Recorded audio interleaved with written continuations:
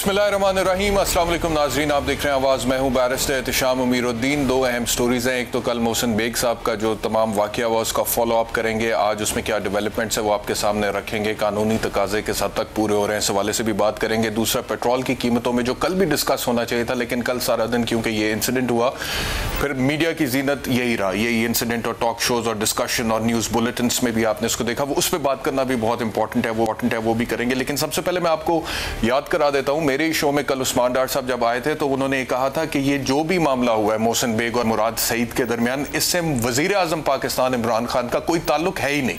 ये सुने, और मैंने भी इस बात से इत्तफाक किया था उस्मान डार साहब के साथ कि प्राइम मिनिस्टर के साथ इसको नहीं जोड़ना चाहिए। अगर मुराद सईद साहब ने अपनी जाती कैपेसिटी में एक एप्लीकेशन दी है FIA को और उसके बाद कार्रवाई होती है तो क्यों प्राइम मिनिस्टर साहब के साथ जोड़ा जा रहा है। और उन्होंने कहा कि ऐसा कोई है।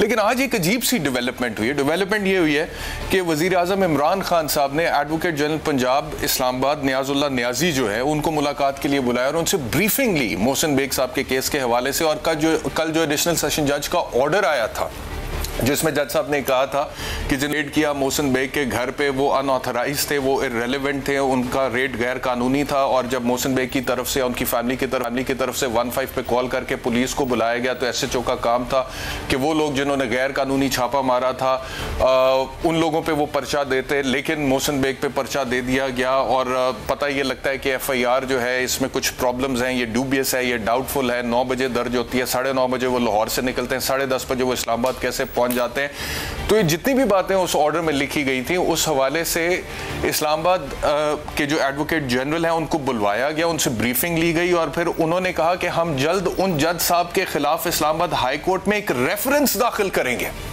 और ये कहा गया कि मोहसिन बेग केस में एडिशनल सेशन जज ने जल्दबाजी में हुक्म जारी किया है, कानूनी तकाजे भी पूरे नहीं किए। ब्रीफिंग दे रहे हैं एडवोकेट जनरल इस्लामाबाद वजीर आजम साहब को। फिर एडिशनल सेशन जज ने मोहसिन बेग केस में जो हुक्म जारी किया है वो मुतासिबाना है, उनकी जानिब से कानूनी तकाजे पूरे नहीं हुए और रेफरेंस दाखिल कर दिया जाएगा। तो ये मेरी समझ से बाहर है कि अगर एक वाकया हुआ है और एक फेडरल मिनिस्टर ये कहता है कि जी मेरे साथ ज्यादती हुई है तो ठीक है, उन्होंने एप्लीकेशन दे दी है, FIA वहां पे गई है, फाल हुई है, तो why is the prime minister taking so much interest in this. Prime minister साहब का रुतबा ओहदा बहुत बड़ा है और अगर वो जाती तौर पे किसी के खिलाफ हो जाए तो जाहिर बात है उसका तो जीना पाकिस्तान में मुश्किल हो जाएगा, क्योंकि प्राइम मिनिस्टर साहब के पास बहुत ज्यादा इख्तियार है, ताकत है, एग्जीक्यूटिव अथॉरिटी है। क्या FIA, क्या पुलिस, क्या कोई और इदारा, इवन ISI मैं समझता हूँ क्योंकि DG ISI को भी वो तैनात करते हैं, वो उनके अंडर है। तो प्राइम मिनिस्टर साहब को तो बहुत बड़ेपन का मुजाहरा करना चाहिए, उन्हें तो बहुत ज़र्फ खुला रखना चाहिए अपना। और अगर मोहसिन बेग और उनके किसी एक मिनिस्टर के दरमियान कोई हो भी गया वाकया तो ज़ाती तौर पे एडवोकेट जनरल इस्लामाबाद को बुलाना और उससे ब्रीफिंग लेना और फिर एडवोकेट जनरल का प्राइम मिनिस्टर साहब को ये तसल्ली देना कि जी हम इनके खिलाफ, जज साहब के खिलाफ भी रेफरेंस दाखिल करेंगे। तो I think it talks lot about the fact कि इस केस को जो है वो मेरिट्स पे चलाया जाएगा, नहीं चलाया जाएगा, और वो चलाना बहुत ज़्यादा ज़रूरी है। अच्छा, आगे मैं आपसे अर्ज़ करूँ कि आज मरीम नवाज साहिबा की भी हेयरिंग थी, उन्होंने कोर्ट से बाहर निकल के मोहसिन बेग केस के हवाले से क्या कहा सुनी। जब मैं इमरान खान साहब की हालत देखती हूँ तो मुझे मुशर्रफ का वो दौर याद आता है कि मोहसिन बेग साहब जब आपके साथ थे, बकौल उनके उन्होंने 1 अरब रुपए का फंड आपको इकट्ठा करके दिया, आपकी सियासी मामलात में मदद की, तब तो वो बिल्कुल अच्छे थे। जब उन्होंने आप पर तनकीद शुरू की तो आप में इतना सा भी ज़र्फ नहीं था कि आप वो तनकीद बर्दाश्त कर सकते। आपने एक रियासती इदारे FIA को इस्तेमाल किया। वही मोहसिन बेग साहब जब आपके साथ थे हमारे पे तनकीद किया करते थे।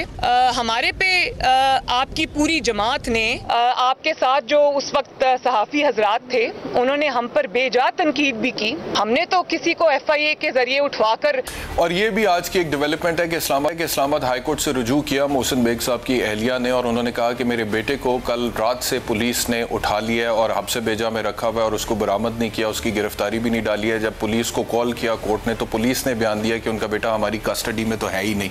तो ये बड़ी अजीब सी बात है कि इतना हाई प्रोफाइल केस जिसके ऊपर पूरे पाकिस्तान की इस वक्त नज़र है, मीडिया की नज़र है, टेलीविजन एंकर्स इसके ऊपर बात कर रहे हैं, बुलेटिन्स में रिपोर्ट हो रहा है और फिर कल रात को टिकर भी चले बाकायदा तौर पर कि मोहसिन बेग के बेटे को भी हिरासत में ले लिया पुलिस ने। और उसके बाद पुलिस मुकर जाती है कि वो हमारी हिरासत में नहीं है। ये मैं तो क्योंकि वकील हूँ तो मैंने देखा है कि बहुत सारे मामलात इस तरह के होते हैं कि पुलिस हिरासत में लेती है, गिरफ्तारी नहीं डालती है, कई दिन अपने पास रखती है, फिर टॉर्चर भी करती है। और ये रखना गैर कानूनी हिरासत में गिरफ्तारी डाले बगैर ही एक बहुत बड़ा जुर्म है जिसके हवाले से पुलिस वालों के खिलाफ कार्रवाई हो सकती है।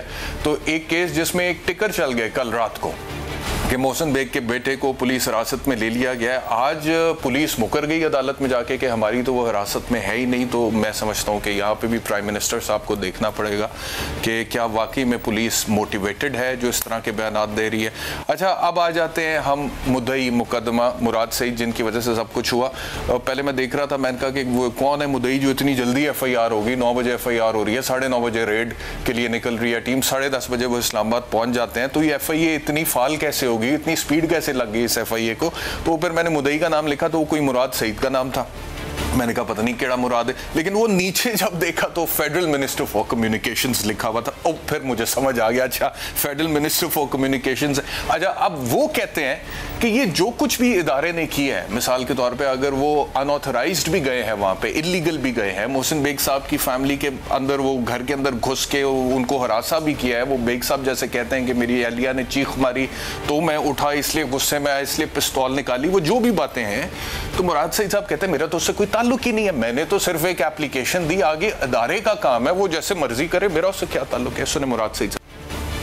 मैं बहैसियत पाकिस्तानी और आईन पाकिस्तान और पाकिस्तान के कानून के ऊपर एतमाद और यकीन रखते हुए मैंने अपने कानूनी जो तरीक़ेकार था मैंने वो किया। उसके बाद कौन सा तरीक़ेकार होना चाहिए था, इदारे को किस अंदाज से करना चाहिए था, ये इदारे का अपना मैंडेट है। मेरे ख्याल से इसका सवाल तो मुझसे नहीं बनता। यानी कि इदारे का मैंडेट है, अगर कोई गैर कानूनी हरकत की है तो वो FIA ने की है। FIA वालों सुन लो, अगर कोई गैर कानूनी हरकत हुई है तो वो आप लोगों ने की है। मुराद सईद साहब ने किसी किस्म का कोई आपको इन्फ्लुएंस नहीं किया, कोई प्रेशर नहीं डाला। कल को अगर कोई बात अदालत में सामने आती है तो उसका नजला फिर FIA पे गिरेगा, ना कि मुराद सईद पे, बकौल मुराद सईद साहब के जो कि वो कह रहे हैं। अच्छा, आप मुराद सईद साहब ने इसी प्रेस कॉन्फ्रेंस में कहा कि मैं एक मिडिल क्लास से आया हूँ, मैंने बड़ी स्ट्रगल की है ISF में, मैंने पार्टी के लिए खदमात दी हैं और मैं मिनिस्टर हूँ, अभी तो मेरी नंबर 1 मिनिस्टर हूँ, मेरी परफॉर्मेंस है, जो कि उन्होंने बातें गिनवाई भी बड़ी अच्छी बात है। लेकिन क्योंकि मैं मिडिल क्लास से हूँ, ये वडेरे जागीरदार, ये पॉलिटिशियंस, ये ज़हनी तौर पे सब मेरे खिलाफ है। तो जब मुझे उन्होंने देखा उभरता हुआ पार्लियामेंट में कि मुराद सईद पख्तूनख्वा का एक नौजवान जो कि मिडिल क्लास से आया था वो ऊपर उठ रहा है, तो इसको कैसे रोके, तो मेरे खिलाफ गैर अखलाकी कैंपेन शुरू की और जावेद लतीफ़ का पर्टिकुलरली उन्होंने नाम लिया। क्या का सुन। एक दिन मैं पार्लियामेंट में तकरीर करता हूं और मैं लाहौर में पुख्तूनों के खिलाफ जो इतनी प्रोफाइलिंग हो रही थी उसके खिलाफ मैं आवाज बुलंद करता हूं। मुझे दलील से जवाब नहीं दिया जाता, जवाब दिया जाता है एक जावेद लतीफ नामी शख्स को उठा के मेरे घर की खवातीन, मेरे बहनों के ऊपर गलीज किस्म की गुफ्तगू की जाती है। जब 2018 में मैं दोबारा इलेक्शन में जाने लगा तो उससे 2 हफ्ते पहले जो हालिया गलीज कैंपेन आप देख रहे हैं, इस गलीज कैंपेन का आगाज होता है। लेकिन सवाल ये पैदा होता है कि जावेद लतीफ़ साहब ने जो कुछ भी कहा था मुराद सईद साहब के हवाले से, उनकी फैमिली के हवाले से, वो अगर आज से 3-4 साल पहले कहा था तो उसका अब मोहसिन बेग के वाक़े से क्या ताल्लुक है? या तब आप बर्दाश्त कर रहे थे उसका गुस्सा आप मोहसिन बेग वाले वाक़े पे निकाल रहे हैं, या कोई और वजह? क्योंकि जावेद लतीफ़ साहब ने जो कहा था वो बिल्कुल एक डिफरेंट स्टोरी है, वो वाक़या, इंसिडेंट, टाइम, तारीख, हर चीज़ मुख्तलिफ है। और मोहसिन बेग वाला जो मामला है वो तो ऑलरेडी बिल्कुल मुख्तलिफ है। तो दोनों का आपस में क्या? फिर उन्होंने कादिर पटेल का, आगा रफ़ीउल्लाह का, राना सनाल्लाह का भी नाम लिया कि इन लोगों ने भी मेरे खिलाफ गैर अखलाकी कैंपेन वगैरह चलाई है और ये सब कुछ हुआ है। मैं आपको याद करा देता हूं कि मुराद सईद साहब ने जो स्पेसिफिकली PMLN के रहनुमा जावेद लतीफ़ का नाम लिया है तो वो हुआ क्या था, और फिर जावेद लतीफ़ ने बाद में उस हवाले से माफ़ी भी मांगी थी। क्या कहा था? तो जावेद लतीफ़ साहब ने इसके बाद इस वाक़े के हवाले से माफ़ी भी मांगी थी। क्या कहा था उन्होंने, ये भी सुने।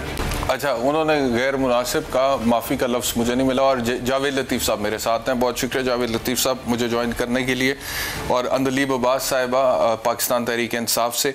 जावेद लतीफ़ साहब आपसे शुरू कर लेते हैं। मुराद सईद साहब का जो ये मौक़िफ़ है कि मैं पाकिस्तान तहरीक इंसाफ का एक मेंबर हूँ, मिडिल क्लास से मेरा ताल्लुक़ है, करप्ट सियासतदानों के ख़िलाफ़ मैंने आवाज़ उठाई है, और जब भी हम ये बात करते हैं और कोई उन्हें नज़र नहीं, परफॉर्मेंस में मैं नंबर 1 हूँ, सबसे आगे हूँ। तो अब क्योंकि मुझे और किसी तरीके से रोका नहीं जा सकता तो गैर अखलाकी कैंपेन मेरे खिलाफ हुई। अभी मोहसिन बेग के हवाले से जो वाक़या हुआ वो अपनी जगह पे, और उससे पहले उन्होंने कहा कि इसकी शुरुआत जावेद लतीफ़ से हुई थी। तो क्या आपने इसीलिए मुराद सईद साहब के साथ वो जो आपकी एक लड़ाई भी हुई थी, स्कफल भी हुई थी, यही वजह थी कि वो बेहतरीन परफॉर्मर थे?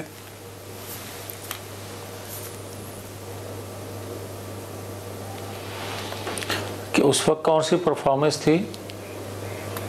और दूसरा एहतशाम, मैं आपको ये कहूँगा कि देखें जो आपने क्लिप सुनवाए और सारा बैकग्राउंड दिखाया, देखिए मैं उस वक्त भी कहता था जो गुफ्तगू पार्लियामेंट के अंदर मुराद सईद ने उस वक्त की, मेरा बरखुरदार है, मगर उस वक्त भी जो ख़वातीन के मुतल्लक अपोजिशन लीडर आज के जो हैं उनकी ख़वातीन के मुतल्लक जो उन्हें असम्बली में गुफ्तगू की थी वो रिकॉर्ड का हिस्सा है, वो मुनासिब नहीं थी।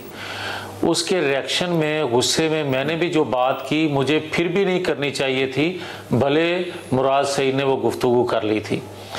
मैं कतन उस पर आज भी खुश नहीं हूँ, बल्कि मुझे शर्म आती है कि मैं ख़वातीन के मुतल्लक भले इसकी गुफ्तगू के बावजूद मुझे गुस्से में वो बात नहीं फिर भी करनी चाहिए थी। मगर मैं आज जो बात कहना चाहता हूँ, देखिए आज मोहसिन बेग साहब के हवाले से जो आप बात कर रहे हैं, पहली बात तो ये है कि मोहसिन बेग साहब पे साइबर क्राइम के हवाले से जो केस बनाया गया, आप मुझे बताओ एहतशाम कि आसमा शराजी कौन है, मनीज़े जहांगीर, गरीदा फारूकी। मगर जो मैं कहना आपसे ये चाहता हूँ कि उसके रिएक्शन में जिस तरह भी जो अदारे के FIA के लोग गए, भले सिविल वर्दी में गए, उन्होंने एक रिएक्शन में ये समझा, जो कह रहे हैं और बकौल मोहसिन बेग साहब के सिविल कपड़ों में मैंने समझा तो डाकू ना आ गए हों,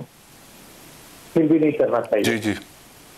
मगर क्या इमरान खान साहब खुद ये सारा काम करते नहीं रहे? मुझे ये बताएं कि 2014 में उस वक्त वहां जो SP थे उनके साथ क्या सलूक किया था इमरान खान साहब ने अपनी क़यादत में करवाया जो। फिर मुझे ये कुछ बताए कि इमरान खान साहब ने पुलिस वैन से मुलजिमों को छुड़वाया नहीं था। ये रवायत तो खुद वो डाल रहे हैं। और मोहसिन बेग साहब कौन है? मोहसिन बेग साहब भी तो इनके साथी हैं, इनके बड़े करीबी दोस्तों में से हैं, वो रंग तो चढ़ता है। मगर मैं एक बात अर्ज करना चाहता हूँ जो बड़ी जरूरी है, वो ये कि कोई मुझे ये बताना पसंद फरमाएगा कि आज जो केस मोहसिन बेग साहब के हवाले से जज साहब ने सुना और इनके जो वज़रा या अटॉर्नी जनरल जो इस्लामाबाद हाई कोर्ट हैं उनको बुला के इमरान खान साहब ने जो कहा, जो हदायत दी, और उस जज साहब के मुतल्लिक उनका कहना है कि हम रेफरेंस लेकर आ रहे हैं। भाई इससे पहले भी आप जस्टिस शौकत सिद्दीकी साहब के साथ सलूक क्या कर चुके हैं? आप मोहतरम जस्टिस काजी फाइज ईसा साहब के खिलाफ रेफरेंस लाए, रिव्यू फाइल किया, आपने किसको बख्शा है? आप, इसका मतलब ये है कि आप कोई आला कोई चीज हो, कोई मुकद्दस गाय हो कि आपके मुतल्लिक कोई बाधा बात नहीं कर सकता। और ये सारी चीजें जो आज हो रही हैं, ये इत्तेसाम पैदा करने वाले, बनाने वाले तो खुद है इमरान खान साहब।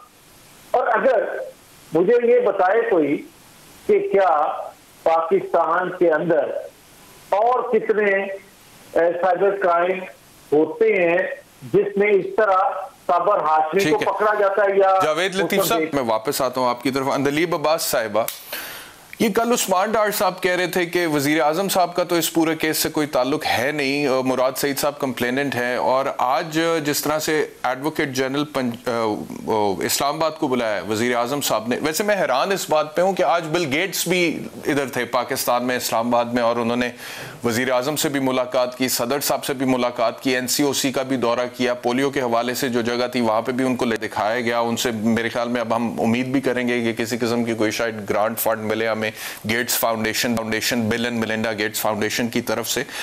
तो क्या लेवल है उस मुलाकात का कि बिल गेट्स जिसने इंसानी तारीख का पहिया बदल दिया, यानी कि वो एक इनकलाब बर्पा कर दिया इंसानी तारीख में, माइक्रोसॉफ्ट और अब कंप्यूटर्स के जरिए और सॉफ्टवेयर के जरिए, और दुनिया का अमीर तरीन आदमी और अभी भी टॉप 5 रिचेस्ट पर्सनैलिटीज में, तो उससे मुलाकात करने के बाद शाम को वजीर आजम साहब मिलते हैं एडवोकेट जनरल इस्लामाबाद से और एक केस के हवाले से स्पेसिफिकली ब्रीफिंग लेते हैं तो क्या ये वजीर के ओहदे को, उनके मनसब को सूट करता है कि एक केस के हवाले से स्पेसिफिकली वो ब्रीफिंग लें और हिदायत दें? क्या इससे इंसाफ जेपडाइज नहीं होगा? अंदलीब अब्बास साहिबा, सबसे पहली बात तो ये है कि मुझे समझ नहीं आई आपके सवाल की कि अगर जिस दिन बिल गेट्स आए और वो मीटिंग करे तो उसके बाद बाकी सारी जो आपकी मीटिंग्स है, चाहे वो बड़ी हैं, छोटी है, रूटीन है, वो आप करें ही ना, क्योंकि उस दिन बिल गेट्स के साथ आपके साथ मीटिंग हो गई है।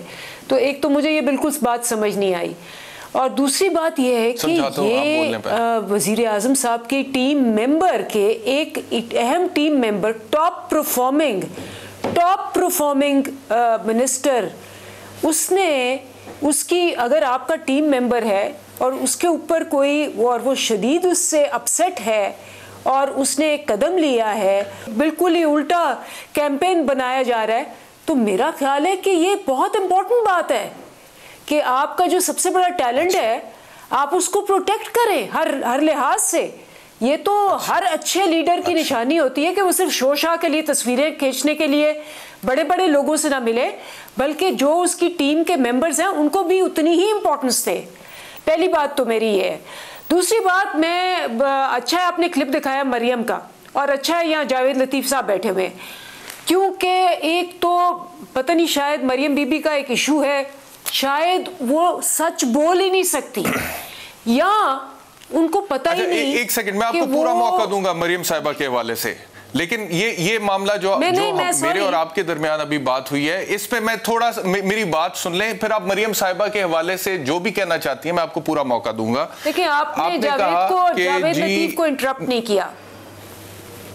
नहीं, मैं इंटरप्ट करने की बात नहीं है, it is a cross question. उनसे पूछें लास्ट टाइम क्या हुआ था उनके साथ मेरे प्रोग्राम में, लेकिन मेरा सवाल सुन ले जरा। क्रॉस क्वेश्चन है कि आपने कहा कि वजीर आजम साहब जो हैं वो बड़ी मीटिंग करने के बाद छोटी मीटिंग, ठीक है, कोई प्रॉब्लम नहीं है, लेकिन उस छोटी मीटिंग का जो कॉन्टेक्स्ट है, पस मंजर है, मैं उस हवाले से कह रहा हूँ, फिर आपने कहा कि टॉप परफॉर्मिंग मेंबर अगर अपसेट है, उसके खिलाफ कोई बात हुई है, तो वो कोई कदम ले रहा है, तो पीएम ने उसको प्रोटेक्ट करना है, ये उनकी जिम्मेदारी है। No, is not like that.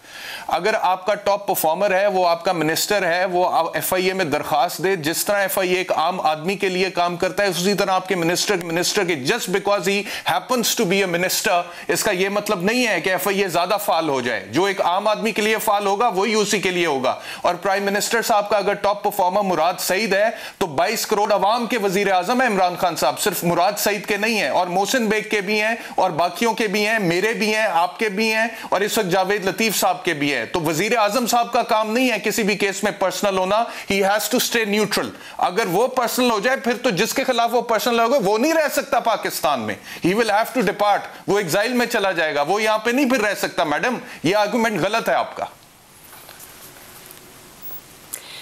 Ehtesham, मैं तो बिल्कुल आपको इंटरप्ट नहीं किया, आई लेट यू स्पीक। तो आप उम्मीद है कि आप एंकर हैं, तो आपका मुझे भी आप मौका देंगे कि मैं जवाब दूं। सबसे पहली बात तो ये है कि मेरा जो कॉन्टेक्स्ट आपकी ना, वो आपने कहा कि एक बड़ी मीटिंग के बाद एक छोटी मीटिंग क्या लेवल है, these are the words you used. मैं उसी कॉन्टेक्स्ट में जवाब दे रही थी कि ये इक्वली इम्पॉर्टेंट मीटिंग है। नंबर 1 मेरा पूरा कॉन्टेक्स्ट वो था।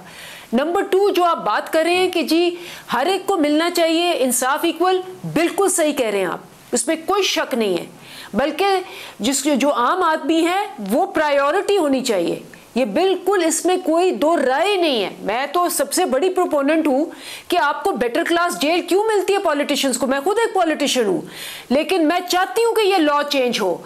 अगर मैंने कोई गलत काम किया, मुझे काल कोठरी में उन्हीं के साथ होना चाहिए जो आम है। मेरे उसमें एसी क्यों हो? जब वो एसी की बात आती है, बेटर क्लास की बात आती है, तो सारा मीडिया, सारे लोग कहते हैं ओ जी ह्यूमन राइट्स, कितने तंग नजर हैं प्राइम मिनिस्टर साहब, कितनी तंग नजर है अंदलीब अब्बास। मैं तो बिल्कुल चाहती हूं कि आम आदमी और ये जितने भी एलीट्स हैं, चाहे पॉलिटिकल एलीट्स हैं, चाहे वो इंटेलेक्चुअल एलीट्स हैं, चाहे वो मीडिया एलीट्स हैं, इनको एक ही सांचे में होना चाहिए। मैं आपकी इस बात से पूरा अग्री करती हूँ, मैं इस बात से पूरा। आपके ये अच्छा, कैसे अब हुआ? आगे आप बात कुछ अंदलीब साहिबा बताएंगी कि 9 बजे पर्चा दर्ज होता है, 9:30 बजे वहां से टीम निकलती है लाहौर में, और 10:30 बजे वो कैसे पहुंच जाती है? मतलब कि उसके ऊपर तो बहुत सारे सवालिया निशान है और मुराद सईद साहब ने आज उससे हाथ खड़े कर दिया। उसने कहा वो इदारा जिम्मेदार है, वो जवाब देगा कि वो इतना फाल कैसे हुआ। मैं बिल्कुल मैं चाहती हूँ कि ये पता चले। आप अगर इदारे के अंदर इन्वेस्टिगेशन करवा सकते हैं तो जरूर करवाएं, उसको बाहर लेके आए।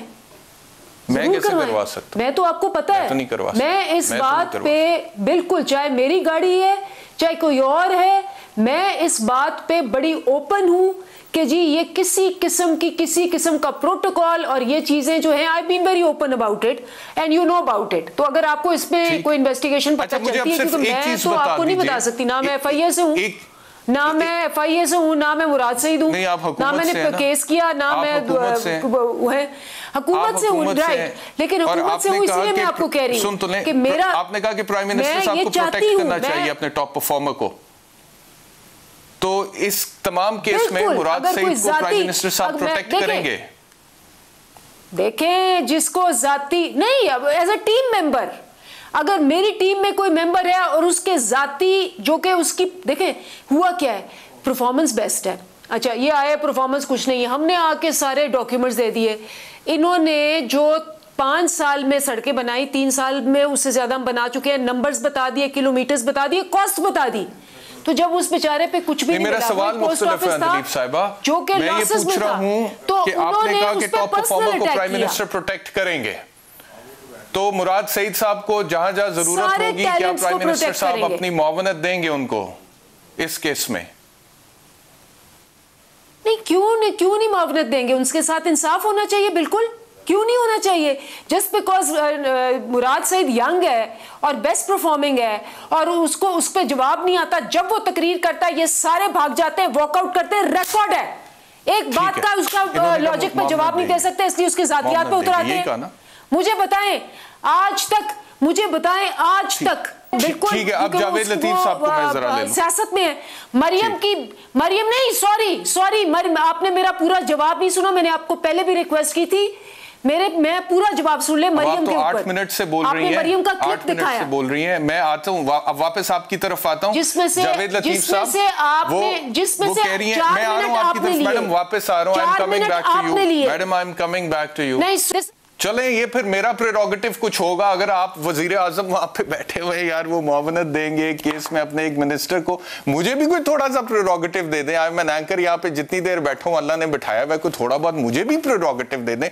आप लोगों को वजारतें भी चाहिए, प्रोटोकॉल भी चाहिए, झंडियां भी चाहिए, पावर भी चाहिए, एजेंसीज भी अपने नीचे चाहिए, अपने टॉप परफॉर्मर्स की प्रिवेंशन भी चाहिए, और हम अपने प्रोग्राम में 2 मिनट अगर ज्यादा भी ले लें, वैसे मैंने ज्यादा लिए नहीं है तो उस पर भी आपको प्रॉब्लम हो जाता है। मैडम थोड़ा सा दिल बड़ा कर लें, ऐसे ना करें। मैं आपकी तरफ वापस आता हूं। जावेद लतीफ साहब वो कहती हैं कि प्राइम मिनिस्टर साहब क्यों नहीं मुआवनत दें मुराद सईद साहब को, वो उनके टॉप परफॉर्मर हैं।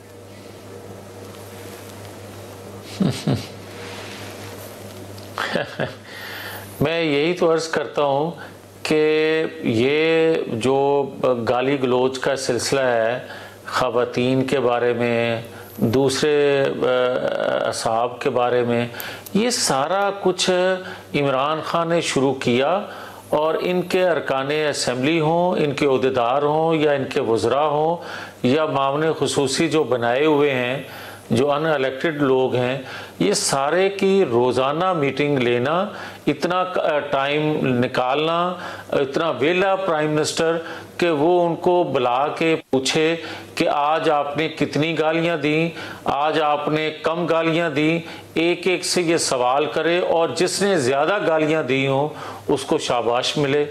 इस तरह तो फिर आप मुराद सईद साहब के हवाले से जो बात कर रहे हैं, देखें कल पेट्रोल की कीमत बढ़ी है 12 रुपए, 160 पे बैरिस्टर साहब तेल पहुंच गया।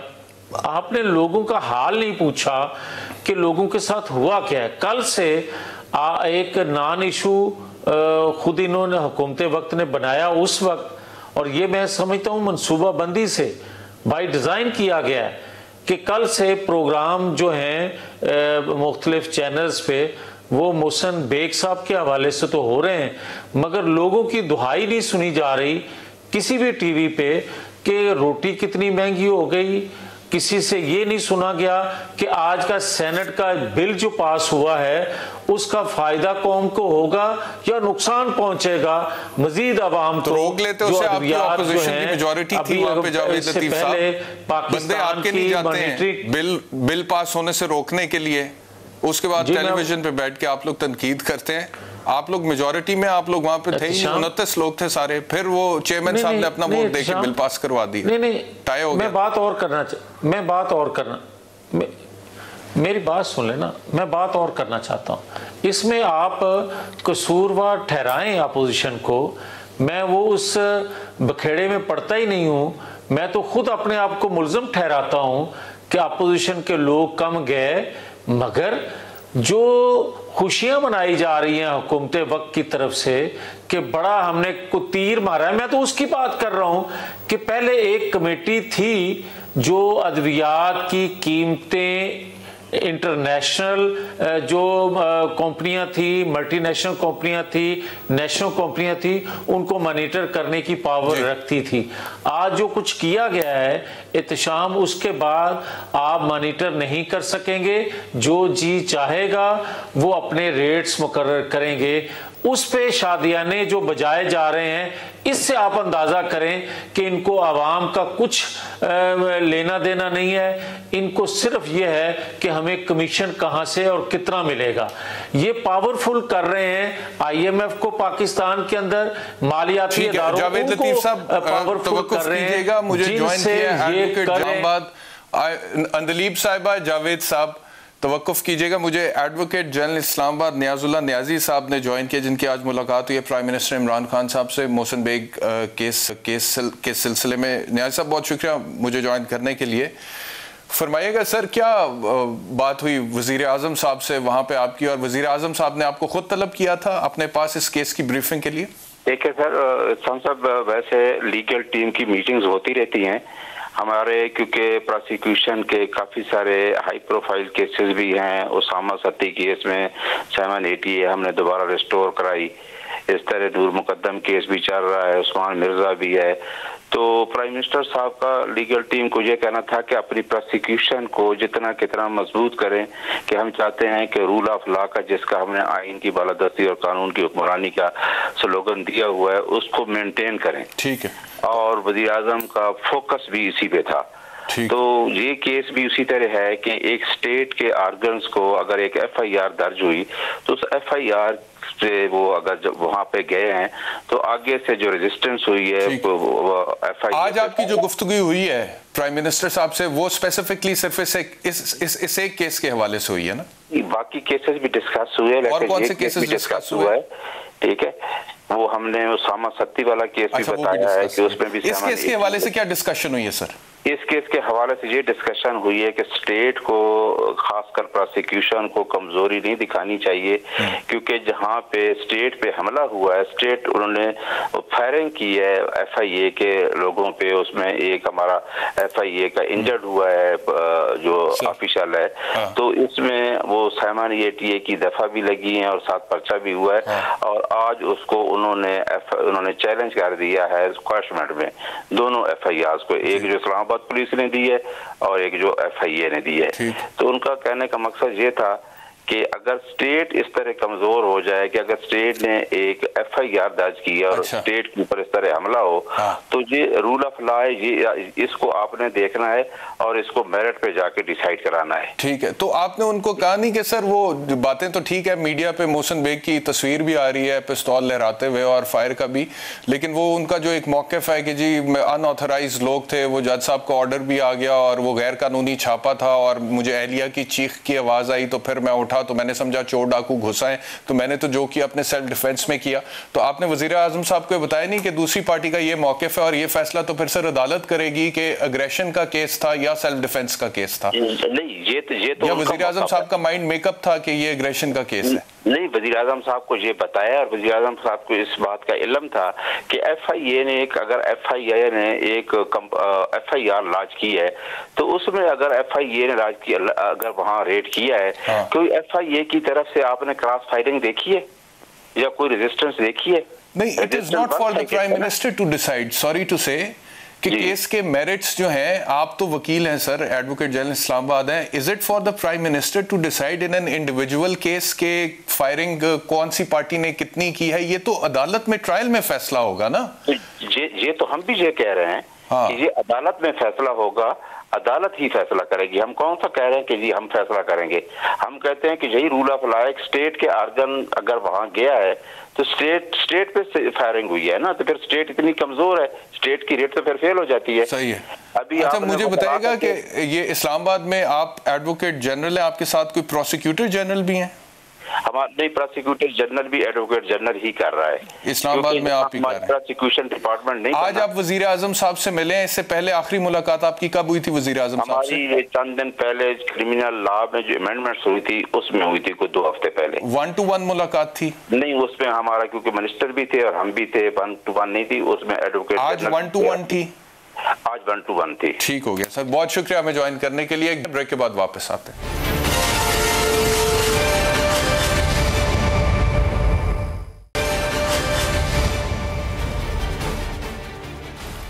वेलकम बैक टू आवाज़।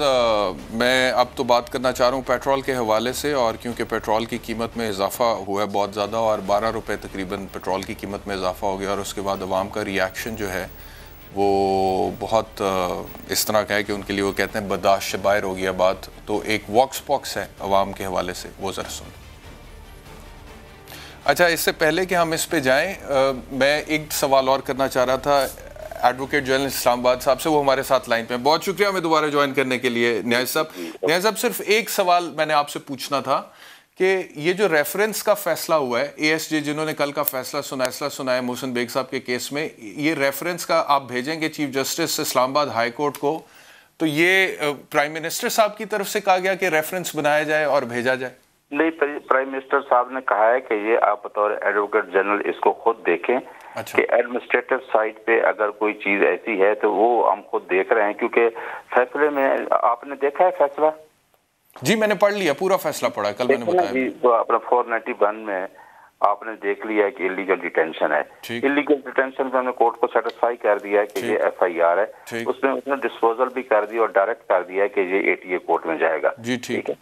आफ्टर दैट आप para number 4 of the judgment पढ़ें तो उसने लिखा है कि ये इलीगल रेड है, यानी कि आप कह रहे हैं कि ज्यूरिसडिक्शन से तजावुज किया है एएसजे ने। अच्छा, तो अब इस पे प्राइम मिनिस्टर साहब ने आपको ये कहा है कि आप रेफरेंस दाखिल करें इन जज साहब के खिलाफ? उन्होंने कहा है कि आप फैसले, क्योंकि आप फैसले को खुद देखें, अगर इस फैसले में ऐसी मिसकंडक्ट है या उसको तजावज किया गया है तो आप इसको, तो अगर ज्यूरिसडिक्शन एक्सीड किया है एडिशनल सेशन जज ने, कई केसेस में होती है, वो तो सिंपल अपील होती है, हाई कोर्ट जाएं, वो उस फैसले को नल एंड वॉइड डिक्लेयर कर देंगे। वो तो हमारे पास रेमेडी अवेलेबल है। But why do you want to penalise the जज? जी, पेनलाइजेशन क्यों कर रहे हैं? हम ये करना चाह रहे हैं कि क्योंकि एक 491 का जो मैंडेट था उसमें फैसला कर दिया। सर, कई दफा ऐसे होता है अदालतों में, अदालतें अपनी ज्यूरिसडिक्शन एक्सीड करती हैं। जो आई हैं वो सारी इसी पॉइंट पे आई हैं, उन्होंने फैसले में सारी ये चीजें रिप्रोड्यूस की हैं। सर एजी साहब, मुझे भी 15 साल हो गए वकालत करते हुए, कई दफा ऐसा होता है अदालतें गलत फैसले देती हैं, ज्यूरिसडिक्शन एक्सीड होती है, अपील में जाते हैं, वो चीजें दुरुस्त हो जाती हैं, लेकिन किसी जज के खिलाफ रेफरेंस दाखिल करना, यानी कि उसने बदनीयती की बुनियाद पर किया है, तो ये इतनी जल्दी कैसे डिसाइड हो गया कि ये जज बदनीयत था और इसने बदनीयती की बुनियाद पर वो फैसला बता रहा है। अच्छा, फैसला बता रहा है कि इलीगल। ये आपको लगता है, प्राइम मिनिस्टर साहब को लगता है, मुराद सईद साहब को लगता है? हमें लगता है, मुझे लगता है कि इलीगल रेड का लिखना, फिर पुलिस को डायरेक्ट कर देना, जस्टिस ऑफ पीस का तो नहीं कर रहा था फैसला कि पुलिस इसमें इसके खिलाफ। तो अब रेफरेंस दाखिल होगा इन जज साहब के खिलाफ, कंप्लेंट फाइल होगी इस्लामाबाद हाई कोर्ट। आपको लगता है कि लोअर जुडिशरी जो पहली घबराई हुई होती है उसमें खौफ की लहर दौड़ जाएगी? नहीं, हम देखेंगे, वो तो ऑलरेडी पहले भी पिटीशन पेंडिंग पड़ी है इस्लामाबाद डिस्ट्रिक्ट कोर्ट से, कई जज फारिग भी और कई कंप्लेंट पड़ी भी। चलें सर, बहुत शुक्रिया हमें ज्वाइन करने के लिए दोबारा। सुन लें जी, अब पेट्रोल के हवाले से अवाम क्या कह रहे हैं? 160 रुपये लीटर हो गया। अब इसमें आदमी किस तरीके से गुजर, किस तरह आएगा, कैसे जाएगा? हमको तो ऐसा लगता है मोटरसाइकिल भी छोड़नी पड़ेगी। सुबह से जब महंगा हुआ ना, मैंने मीटर देखे, मैंने खुद तौबा किया है। बोलते हैं कि हमारे NIC रख दो, हमें पेट्रोल चाहिए, हमारे पास पैसे नहीं है। टैंकी पहले पुल होता था 600-650 रुपए का, अभी जो 1000 रुपए का पुल हो रहा है। 40 साल कैन भरे ससुर हमने नहीं देखा। जिन लोगों ने वोट दिए वो भी बर्दाश्त करें, जिन्होंने वोट नहीं दिए वो भी बर्दाश्त करें।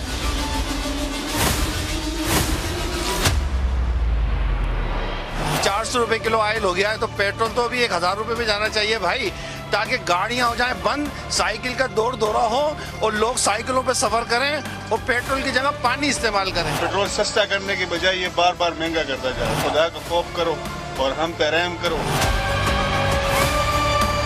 3 टाइम के खाने से अब हम 1 टाइम पे आ गए। हम लोगों से किराया मांग रहे, वो बोल रहा है भाई हमारा कसूर तो नहीं, अभी हम कहाँ जाए। मौजूदा हुकूमत को कल नहीं आज ही अपने घर चले जाना चाहिए। ये इस काबिल नहीं है कि जो है ये हुकूमत कर सके। ये चोर बाजारी आप छोड़ें, अपने वजीर कम करें, खर्चे गवर्नमेंट के कम करें, ताकि आवाम पर कम बोझ पड़े। लोगों की जान तो निकल गई हुई, थोड़ी सीढ़ी वो भी निकल जाएगी।